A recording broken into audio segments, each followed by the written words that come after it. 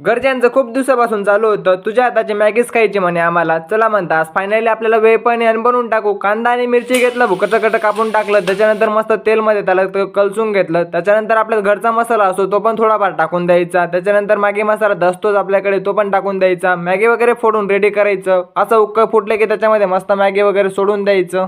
त्याच्यानंतर 5 मिनिटं मस्त शिजू द्यायची मॅगीला. मॅगी वगैरे बनवून रेडी झाली की मग काय एकेकाला वाटून द्यायची. वाटून मिटून झाल्यावर काय भावाला पहिला घास दिला. भावाला विचारलं कशी आली, तो म्हणे खूप छान आली म्हणे. थांब म्हणतं मी पण टेस्ट करून पाहतो. खरंच भाई एक नंबर मॅगी बनली होती. मला वाटलं नव्हतं मी इतकी छान मॅगी बनवणार. जसं आमची मॅगी संपत नाही तेवढ्याच पप्पांनी आम्हाला दुसरं काम सांगूनच टाकलं होतं. पटापट आम्ही पावडी वगैरे घेतली. चायच्या बाजूची सर्व माती आम्हाला काढायची होती, कारण की पावसाचं पाणी तिकडे जात नव्हतं. माती वगैरे काढली गेली नाही. तेवढ्यात आपला एक मित्र पण आला होता तिथं, भाऊ. त्याच्यानंतर थोडा टाइमपास करू म्हणतं भावासोबत. याला सांगितलं तो फोटोशूट करतो चल म्हणतं, वरती झाडावर बस. आता पुरा तर टोकाला जाऊन बसला होता भाई. काय फोटोशूट करणार आहे? तुमच्याकडे पण असा आगाऊ भाऊ आहे का? तुम्ही कमेंटमध्ये सांगून टाका मग.